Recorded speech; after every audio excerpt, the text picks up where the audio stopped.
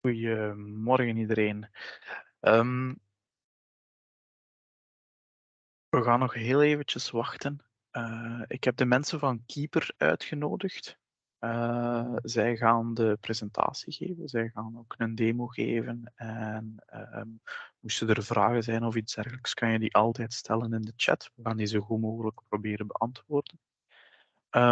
Voor de mensen die minder goed overweg kunnen met Engels, want de Keeper webinar wordt in het Engels gegeven, daar kan je sowieso de live captions voor inschakelen. Je doet dat door bovenaan op de 3 puntjes te klikken, dan op Language and Speech. En dan kan je daar Turn on Live Captions doen.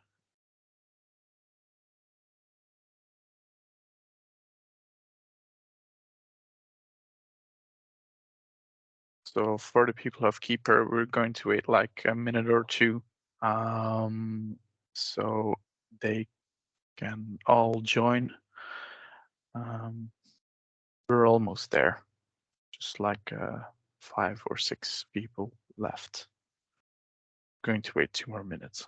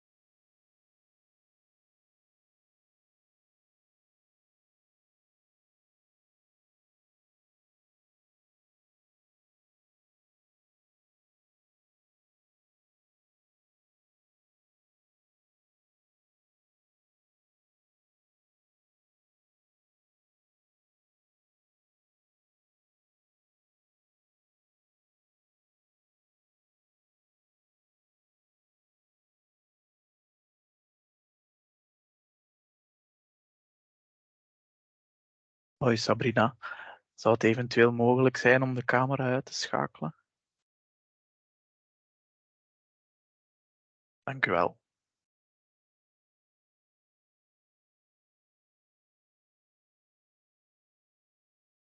All right, I think we're going to get started. With us we have Ryan of Keeper and Padre of Keeper. Padre is going to give the presentation. So if you guys have any questions, ask them in chat. Afterwards, there'll be time to ask questions. So we're going to answer them as much as we can. And yeah, I'd say have fun.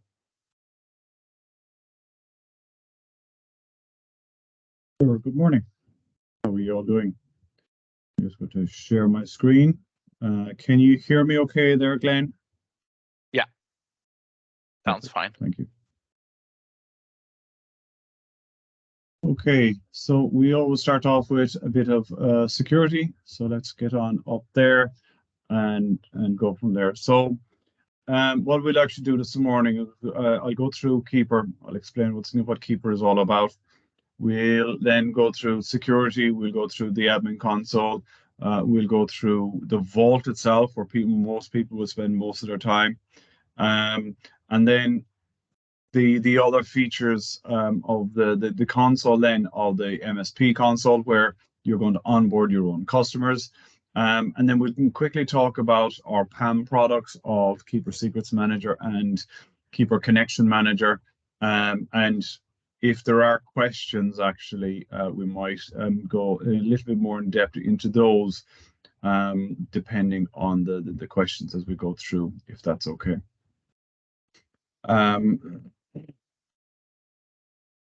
Okay, so what is Keeper? Keeper is a password manager platform. We want to give you an easy-to-use application that will give you lots of security for one, but an easy place for you to retrieve and create passwords And for you to be able to carry them around, to be able to carry them around in your pocket, be able to retrieve them on a desktop application, retrieve them on the Windows, depending on the operating system you actually have, Windows, Mac, or Linux. You can have it all inside here.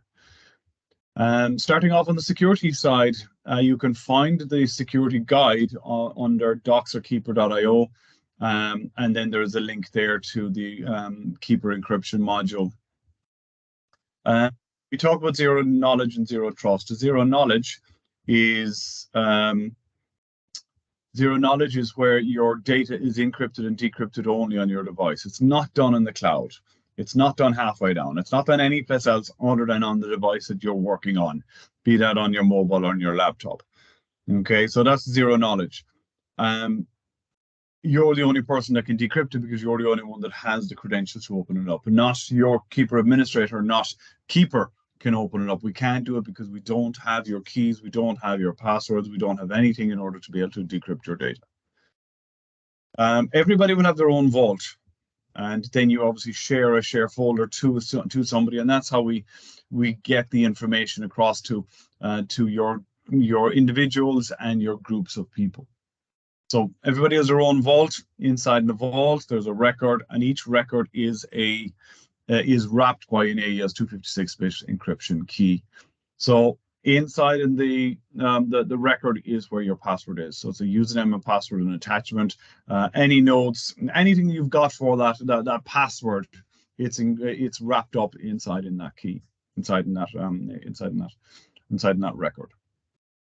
How we actually decrypt the information then, or how you actually decrypt the information then, is we start off with single sign-on. So single sign-on is obviously the purpose of you logging into your network, and with that network then you get authorized by the use of your username, password, and 2FA going into Okta or Azure or Entra, now they're actually called themselves, Jump Cloud, or any of the other SAML 2.0 IDPs.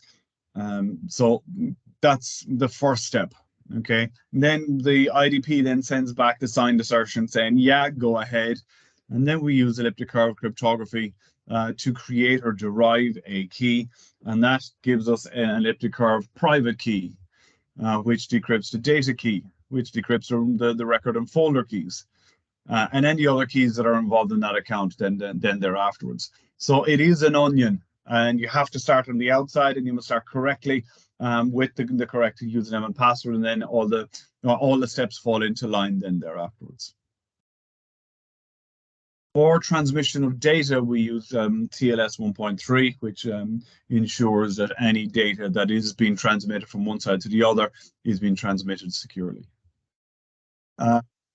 If I log on with a master password, some of your customers, they're not all going to have single sign-on, or they're planning to have, but right now they're logging on.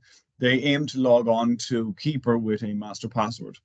And again, all we do there is we have a master password, and we have, instead of elliptic curve cryptography, we have PBKDF2. It's another process of deriving or creating a key, and that process is actually rotated up to 1 million times, and then that derives a private key, which decrypts the data key, which decrypts the record and folder keys. Okay, so it's the same process, but just slightly different, if you excuse it. But the whole process does have a key to start the process of decrypting the data and your record and folder keys then there afterwards. Okay, and I'll log into a master password account in a minute, and I'll also log into a single sign-on account in a minute, just to show you the differences. Where is your data? Your data is going to be in one of the following data centers of US, Europe, Australia, Japan, and Canada. The European data center is AWS. Sorry, our hosting partner is AWS, but the European data center then is AWS in Dublin, and then it is replicated for backup and DR purposes in Germany. We're FIPS validated, so we use 140-2 to validate the encryption modules. We're FedRAMP authorized in the US. We're ISO 27001 certified, and we're also SOC 2 certified as well. So we know what we're about, and all the processes are there, and they're checked on an annual basis to make sure that everything is in line. So this document is freely available for you. You can certainly go through this. If you have any questions, go through Glenn and his team there, and or come back to us, and we can certainly try and help you with all those questions. I would like to go through one more thing inside here, and that's the description of how we do Breach Watch. Breach Watch is the dark web monitoring tool that we actually provide to tell you that you've got a bad password or a hacked password or a stolen password that is out there in the dark web to be used against you. Okay, so what we actually do is we have to buy in the dark web data. We don't go scouring for it or anything else. We buy it in from one particular source, and we put it into a hardware security module. Okay, we take your passwords and we also put that into hardware security module. Excuse me. Into a hardware security module, and we first of all, before it goes in, it is hashed with HMAC 512, and it's also hashed again when it gets into the hardware security module, and then it's only hashed data that's actually compared. It's non-readable. It's a one-way, non-exportable key. It's non-reversible, and we just compare hashed data. Or we don't, but the hardware security module does, to make sure that nobody gets at it, nobody can see it, nobody can read it, but the system can go, this equals this, so that needs to put up a flag, and that's all we actually do. We tell you that that hashed data is out in the dark web. Okay, so once you put in a bad password, let's say you put in password 12345 into your vault. It'll take about 15 minutes for it to come up as a flag, and then thereafterwards, it will stay highlighted in your breach watch list until you remediate or change that password.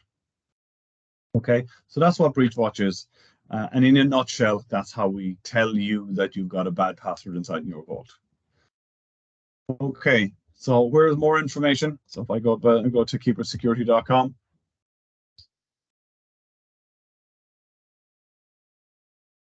And if I go all the way down to the bottom here, there's lots and lots of information here.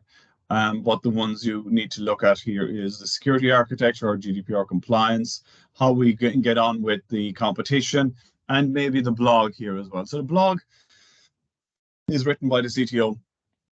There's lots of updates and features and stuff on inside there, but also if any of our competitors have said some untruths about us, I'll tell you one particular example in a second. But if they say any untruths about us, well, then it's written up inside here to go, well, that's not quite true. This is what they actually mean, and this is what we actually do. So one of our competitors have actually said it was impossible for our customers, if and when they decide to leave the company or leave us as a vendor, that we would never be able to get back their data. And this is completely untrue. What we do is that we make it impossible for one of your employees, if they were leaving the employment, for them to take their data. So we lock it down by enforcement to make sure that your data is still left in the vault after that person leaves your employment, and that's done by an enforcement policy. But if you want to allow somebody to take their data, or you're leaving Keeper as a vendor, well, then that's fine. You can allow people to export their data to a CSV file or to a JSON file. That's completely up to you. So that's what the blog is about there anyway. It gives examples of that, and an awful lot more of it, to just go, listen, this is what apples and oranges look like. So it just makes it real. Oh, let's get on. Products, let's go to downloads.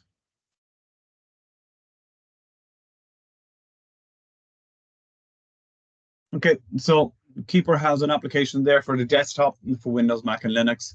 We do have the extension, or a Keeper fill, or a plugin, or whatever name you want to use on it, for Chrome, Firefox, Safari, Edge, Opera, and Brave. We have the mobile application there for iOS and Android, and we have the chat application, which is basically WhatsApp on steroids. But the major difference there is when you leave the employment of the company, that Keeper Chat is also going to shut down. Not like WhatsApp, you could be in many different chat channels, and if you're not kicked out of all of them by individuals, well, then you could easily stay inside there and just listen and stay with the actual chat. So once you leave the employment, your license will be revoked. You will be kicked out of your vault, and you'll also be kicked out of the WhatsApp, the Keeper Chat application. Okay, so let's get on and look at the login process there of the master password login. As you see there, I've got that's my own vault, and I use it on a regular basis. And then I'm going to log in here just into a demo account. There's lots of demo data inside here. Now I must get ready my two-factor. So it is email, two-factor.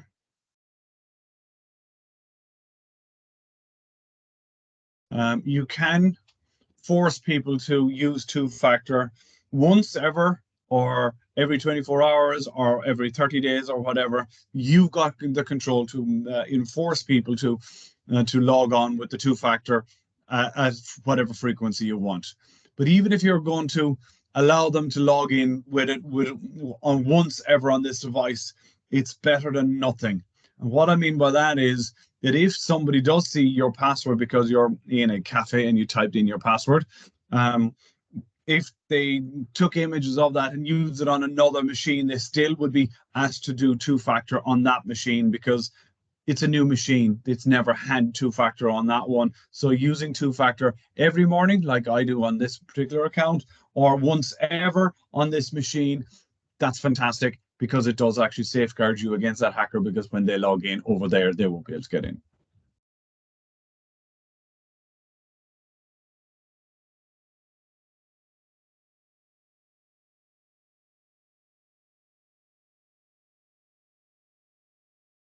Okay, so let's see how easy it is to actually log in here. I'm also going to log in with a single sign-on account here. So I'm going to go to the extension here. That's my single sign-on account. Now let me just extend that out so you can see it all.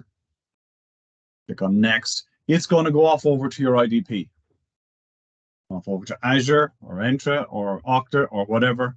Now that was very quick, because obviously I had logged into my Entra account, so it just went straight in. It took the signed assertion and said, you can go ahead, off you go. I didn't need to put in my credentials, but I am being asked for my 2FA going into Keeper, and I can choose that or not going in here as well. So I've been forced to, or been asked to do it. So yes, I must put it in 393. So once you log into your user account, it can be as simple as clicking on it and opening up that thing, because the credentials, the authorization is already done on the browser, so it can be really quick for your users. The extension is really where it all happens. It makes it simple. Okay, so I can create a new record inside here, and then I can put the record then into a specific folder. So I don't need to go into the vault later on and put them, organize them. It'll do that for me. It'll go, what folder do you want to put it in? Put it inside there, and I don't need to worry about it anymore. I'm a good boy. I can organize myself and not leave sprawl, not be untidy, and off I go. It'll also help me to prompt to fill, prompt to save, prompt to change the password. All those are prompts will go, hey, I'm here, I'm over here, I can help you to do these sort of things. If I look at security here as well, actually, I can see I can change the logout timer up to the maximum there of what the administrator will force you to do.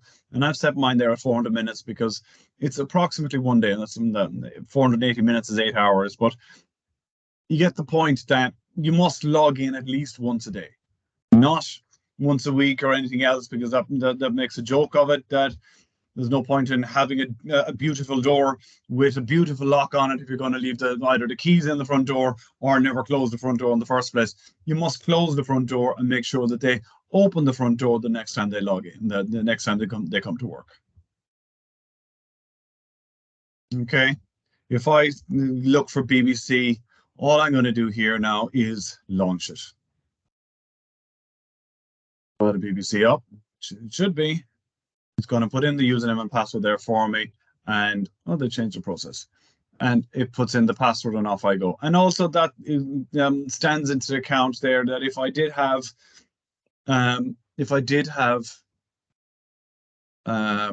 a 2FA account, 2FA numbers for that account, Keeper can be your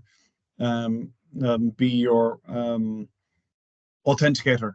So you can scan, and I'll show you that in a second. You can scan the 2FAs for that account and store them inside in Keeper instead of having a million, like I might have with all my dummy accounts here on my Google Authenticator.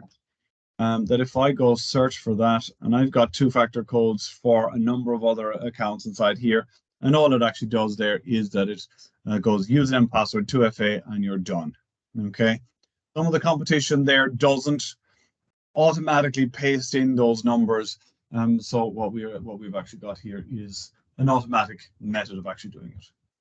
So let's get on and look at the. So I've got a bunch of records inside here. I've got a bunch of shared folders inside here.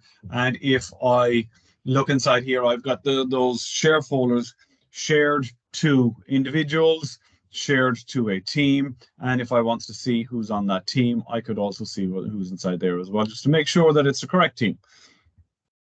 Okay. And I've got permissions there aligned to each of those individuals so they can see or not see or edit those records as I go along. If I was to create a new record, we do have templates already predefined for you. Some of these templates might not be suitable for a workplace environment, as in putting my birth certificate into my work environment. I should put that into my private one. And that's great. I can put it into my private one, but not into my business one. It's kind of like where do you put your private money? You're not going to put it into the business bank account.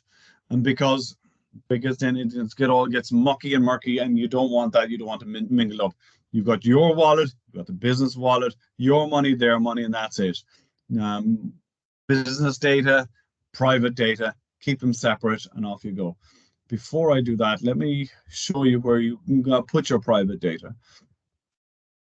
When you purchase Keeper, you'll get this blue box above here that you can have a private vault.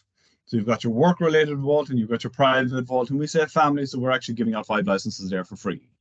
And it is for free while you're inside the company you're employed in. And after that, then you get the choice of whether you want to keep Keeper or whether you want to just go back to old habits or go to the competition. Your data is there. You can actually take it out and use it for whatever you want. We want to encourage you to use it ongoing because now you're secure, you might as well use it. So let's get back to creating that record.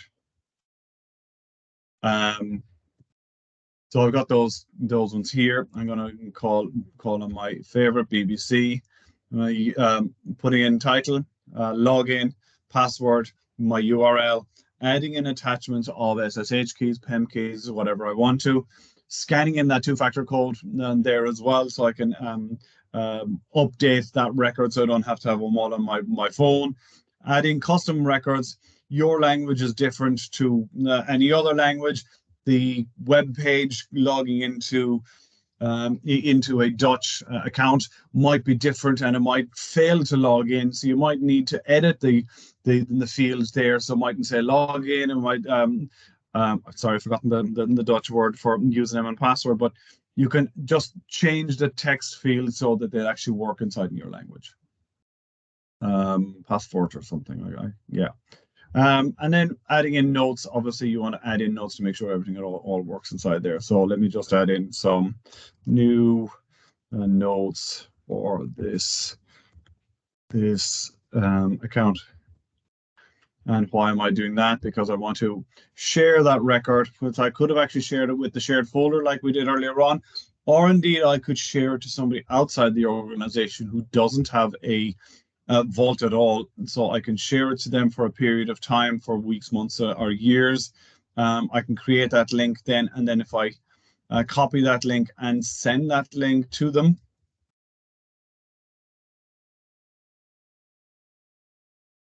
I send that link to them, they get the information that I send to them inside that record. And that's why I wrote the notes down there to make them to be specific.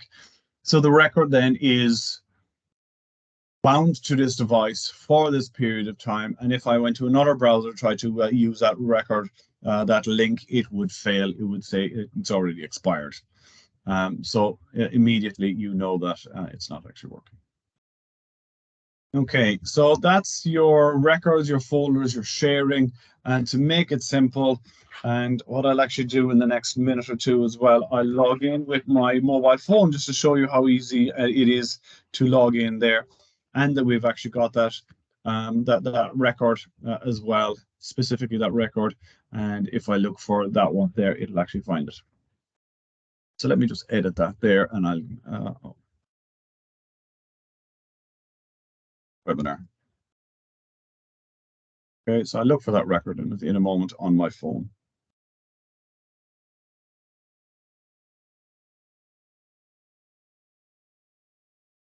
Okay, so how do I know I'm being good with my passwords? Oh, those record types actually, I can go and create new record templates, record types as well, and then you could actually make sure that they are correct for yourself inside your organization. How good am I with my own passwords? Well, I can see here, I can pick up my own list. I can see how many reused passwords I had or how many weak passwords I had inside there. So I know that these are the ones that I need to change. Same for BreachWatch. How many breached passwords are out in the dark web that can be used against me? Okay. Then your deleted items. Sometimes you need to recover something from the deleted items bin. So you can do that. And I'm the administrator, so I can go into the admin console from here. Secrets Manager. This is for the developers of Ye. This is for where your platforms need to gain access to a password. Okay, so we don't want your passwords in the platform itself or in plain text on a notepad file somewhere. Or what we want to be able to do is be able to give back control to the network administrator to be able to rotate passwords. Okay, so what I'm going to do here, I've created a folder with all the passwords, usernames, passwords, IP addresses, whatever is required. And then we go to Secrets Manager here. And what we do is we create new device and we're looking for this token. With this token, we go to Keeper Security. Nope, we go to docs.keeper.io.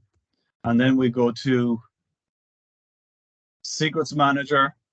And then inside in Secrets Manager, then we have all these integrations down here with Gitbucket and GitLab and HashiCorp and Jenkins and Terraform and all those. So now we've given you the API to actually connect to it. We've also given you the token to be able to connect to that particular record. So from inside there, then you can do that. With that, or with if you want to develop in your own software on Python or PowerShell or whatever, you could also do the very same thing there, that you can use those platform SDKs to do the same, and we get you that token with your own developed software in order for you to get the password and store it inside in the secure place of Keeper Vault. Okay, let's get back over here. So that's pretty much Secrets Manager there. So it is your CI/CD, your auto collection of a password by your software, and that's pretty much it in a nutshell, making sure that it's stored safely over here. I would normally ask, are there any questions? But let's leave those questions off until the end. So let's get it finished. Okay, let's go on to the admin console, and am I logged in? I'm logged in. So here is my admin console. I've got all my users over here and how I actually provision them? How do I enroll them over onto the system? Over on the left-hand side, I've got the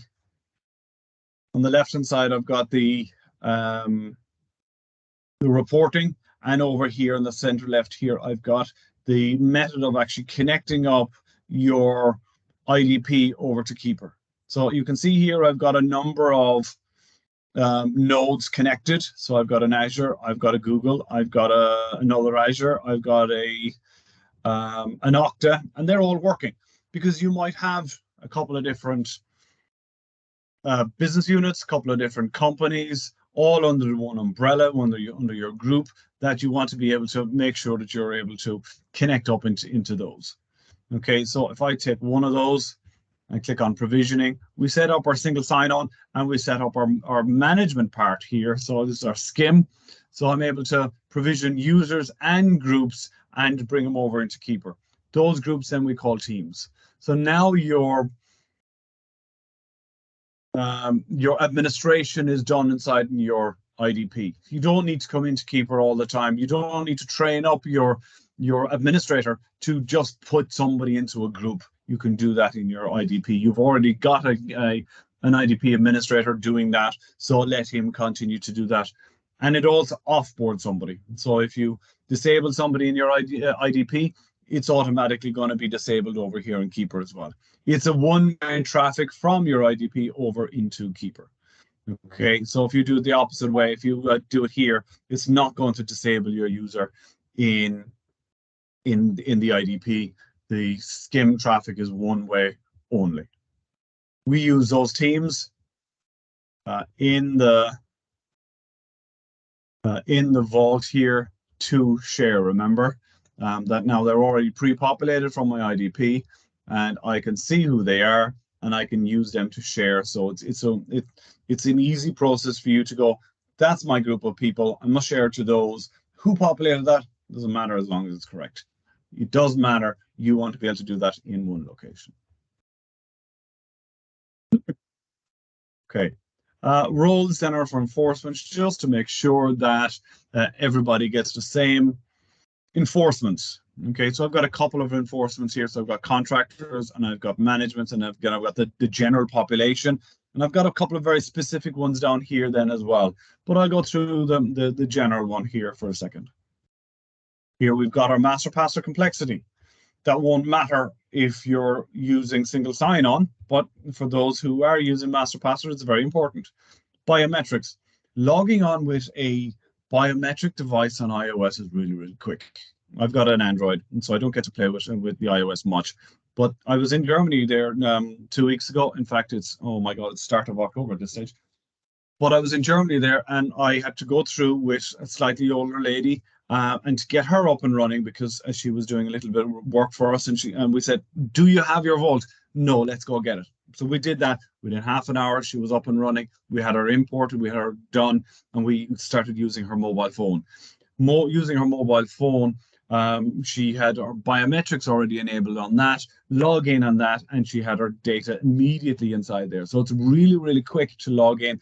It's simple, it makes things easy. People use already the Face ID feature, so we've that enabled in Keeper as well. So it makes it easy for you to log in instead of having to type in your password onto the keyboard on your mobile phone. Two-factor, whether you're going to enforce two-factor going into Keeper. If you're master password, you should. If you are single sign-on, you can. Whether you want to double enforce it over on top again. Your platform restrictions, whether you want to allow maybe one instance there, your contractors, do you want them to log in with your mobile phone or not? Vault features, there's lots of vault features hanging around there.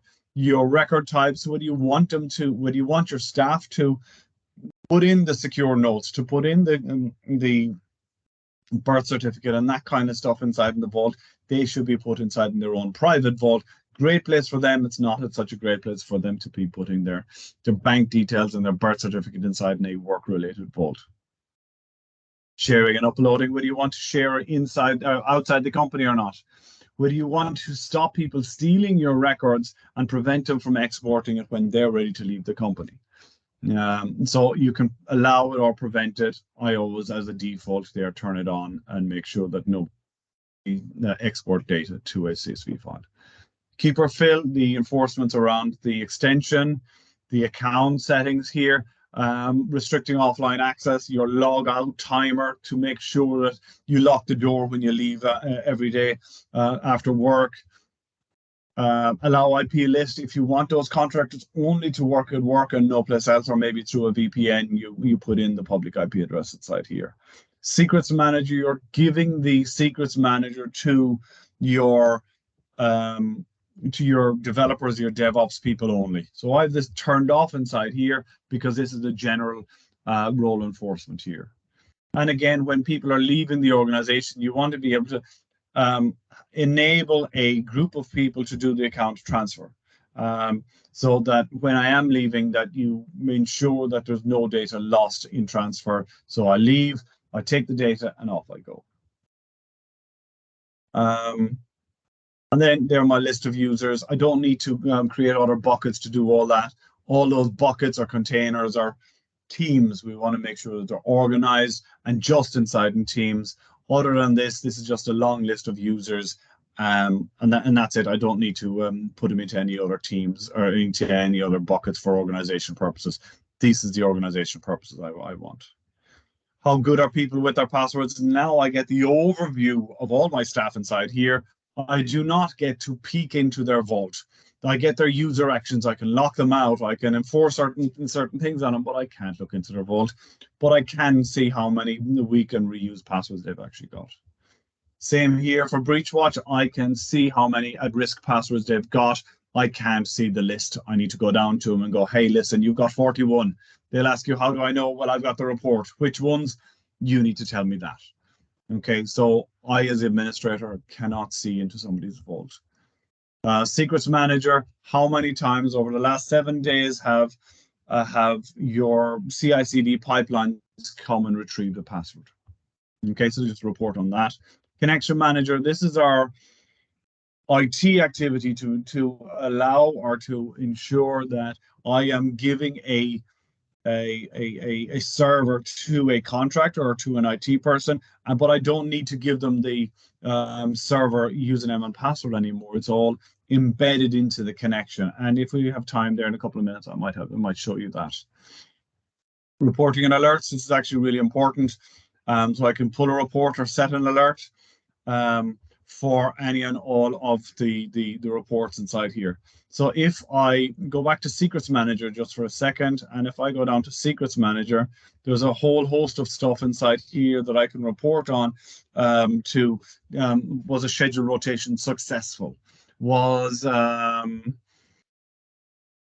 PAM configuration updated? So all of that kind of stuff I can put a report on, and that's actually really important so that you and your developers kind of know what's actually going on inside your environment. So all of that's done there. Pulling a report or setting an alert, I can send those alerts out to a webhook, out to Teams or Slack or whatever you're using yourself. If you want to send all your information out, you can send it out to Datadog or IBM QRadar or whatever you want to inside there. Okay, and then we've got our subscriptions, how many licenses we've got, how many configuration or email invitation that can be set to whatever language you want to, Dutch in your case, but maybe you've got people outside of your borders. And then your company logo, you can set that there as well. Okay, so that's for your company. Now, what about your company for your customers? So let me log in there to my MSP account. So all going well. I should be able to log in here the first time. I'm going to do something here, and also let me do something.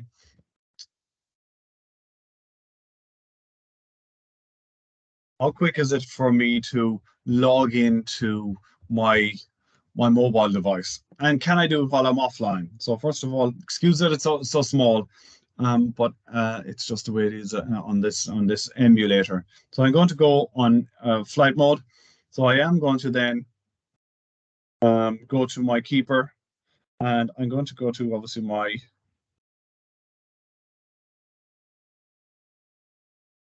Oh, let's try my demo account and then use biometrics to log in. Provided I get it right, it's going to log straight in inside here. And if I go, what webinar? Find that. Ah.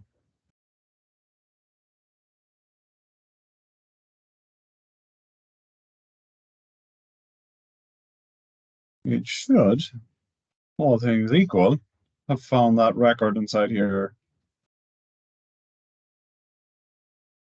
Yeah, I'll do a sync on that in just a moment.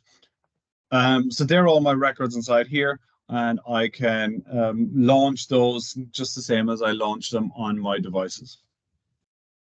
Cool. All right, so let me log into my MSP. So MSP admin.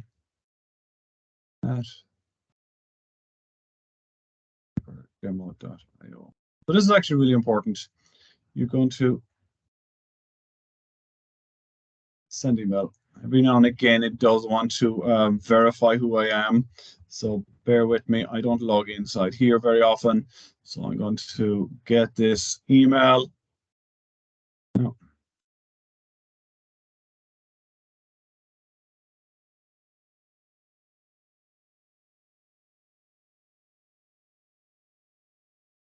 Copy, paste, verify. Come on. There we go.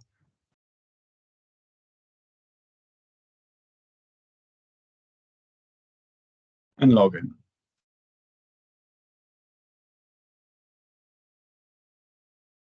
Okay, so it looks the very same as what we were playing with earlier on, with the major difference here that I've got managed companies. So now you're going to hopefully sell this product onto your customers because you're the trusted advisor. You're selling a service, so you're hopefully going to sell Keeper to your customers.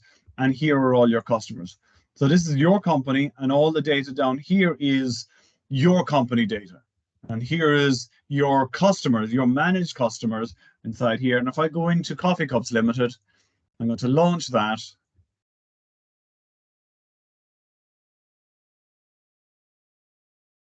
And now I've gone into their company with their logo, with their name, with their data, with their connections, with their security score, and all that kind of good stuff. So it is separated from you, that they can do what they need to. All the data is theirs. You could go to configuration. They could have, if you go to reports, you could go and send all the data to their scene, their configuration, their email invitation, their company logo. So this is their company, all completely isolated from yours and any one of else's, any other of your company customers there as well. So they're all isolated from each other. Okay, you're not taking up a license by logging in here. You are the administrator of it. You do not get to see their passwords. Naturally, you don't get to see anything. You get to pull a report on it, set up their provisioning, set up their team, set up their roles, all of that good stuff, but you are isolated from their data. You are not inside any one of their vaults. If they want to share something to you, or if you want to share something to them, that's fine. But as for the rest of it, you are out of their company. You don't get to see their passwords. And so that is the MSP portal for yourselves, and hopefully you'd like to actually take that on and look at those. There's your dashboard as well. Let me go back to here. Oh, a normal dashboard here. You can actually see how many, the overview of your security risk and the overview of your breach watch, and then how many users and whether they're active or locked or whatever else. There's a lot of information. You can export that file there as well. So that's the overview of the admin console, especially for MSPs. And we've gone through the security, the admin, the vault, the MSP admin console, and we've touched on security manager, and we've briefly touched on connection manager as well.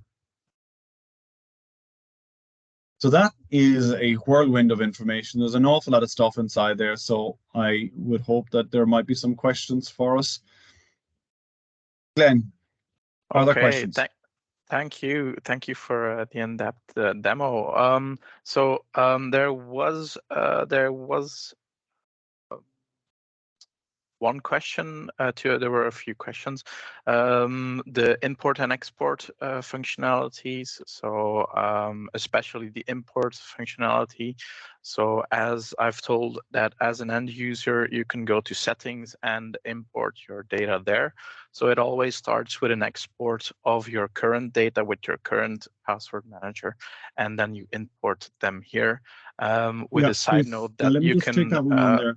Let me just take that one on, Glenn. So when you, as a new user, come on, you will get a pop-up here to help you with Yeah. onboarding, which will be importing your passwords, putting on your extension, and getting going. They will also, until you actually have them all done, there'll be a little icon inside here so you can come back to it. But if you don't do any of that, you can go to your email, go to settings, go to import, and you can import from all your browsers. So if you did use Chrome or Firefox, it'll scrape all of those, take a copy of them, and then dump them inside here. No folder structure or anything else. It'll just dump them in. And then if you are coming from another application, it will also guide you through that process there as well. Thanks, Glenn. That's good. Yeah. So the first login will help you set up your passwords. You can import them from a browser. That goes to show how safe browser password managers actually are. But you can import them without any further things to do. So afterwards, you can shut down the browser password manager for your clients, of course. A second question was if there's a trial possibility, but I'll send that information to the partners directly afterwards. Perfect. Thank you. I didn't receive any questions more than that. Okay. So if there's anyone who has any. I made a mistake when I was going into the phone. Of course, I couldn't find the webinar record because I went offline. It couldn't update because I was offline. So it dawned on me there a second ago. I went back online and it downloaded that new record that we created during the demo. And of course, it's there, but it can't be there if I was actually offline. So a little bit of egg on face on there, but there you go. Thanks very much. Okay. So yeah, getting up and going will take you 15, 20 minutes. It's something new. It's like a new car. Oh, where is the wipers? They were on this side, they're now on that side. The gear, it's a bit stiff, isn't it? It takes a little bit of time to get to know it. If you use password managers before, it's just switching over to those. This application will help you reduce your risk. This application will show to the GDPR compliance bodies that you are making an effort to ensure your passwords are secure. If you don't show that you're trying, the fines after hack are going to be bigger. You need to make sure that you're trying to make it better. This application, it's a dump location for all your passwords. It makes sure that you can easily find them. You'll never forget them because they're always inside there. I use it personally. If I go to my insurance company, how do I log in there? My bin company, how do I log in there? It's all inside there. I don't look at passwords anymore. I don't need to worry about them. They're inside in a easy to find location that is secure. Yeah. So Marco has a question, is the interface also in Dutch? Yes, it is. The admin interface, you can put it in Dutch. The end user interface, you can put it in Dutch, I think. I know that so you can put it both in Dutch. The only thing that is not translated in Dutch is the MSP guide or the manuals. Yeah, that's correct. It Also, will take Marco, the that if you default need anything, language. Marco, you know that we have knowledge of the product, that we know how it works, that we know how to do certain things. So if you need anything, you can also you can contact us.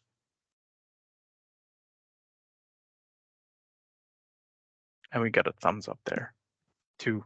Good stuff. All Good right. stuff. I think if there are no questions left, then I'm going to thank you for your demo, for the time of being here. And I'm going to thank all the people for attending the webinar.